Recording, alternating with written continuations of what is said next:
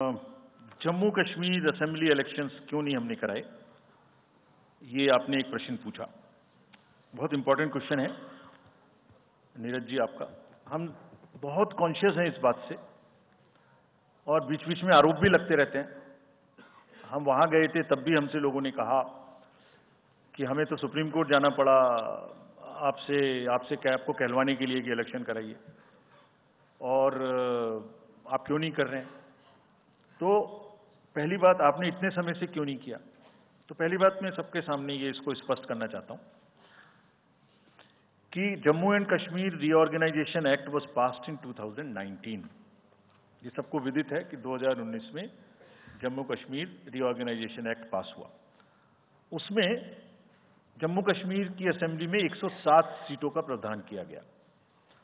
उस 107 में से 24 सीटें रिजर्व थीं पाक ऑक्यूपाइड जेएंडके की, बची 83 में से 7 रिजर्व थी एससी के लिए और एसटी के लिए कोई रिजर्वेशन नहीं था। राइट। 2022 में उसके बाद डिलिमिटेशन कमीशन आया और उसकी रिपोर्ट्स को एक्सेप्ट करके नोटिफाई किया गया। उसने इन सीटों की संख्या में परिवर्तन कर दिया।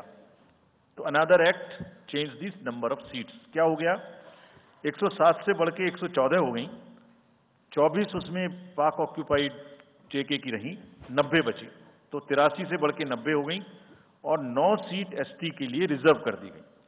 ये नया फीचर क्रिएट हो गया।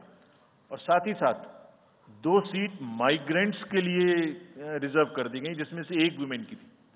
और उसके बाद 1 सीट का नॉमिनेशन अलाउ किया गया, जो कि पीओके से डिस्प्लेस्ड लोग जो इंडिया में हैं उनके लिए वो रिजर्व की जाएगी। और ये सारे, जिसका मतलब Reorganization Act and Delimitation Act were not in sync, and therefore there was no occasion for the Commission to conduct the election till that happens. When did that happen? That happened in December 2023 by amendment in the J&K Reorganization Act. तो हमारा metre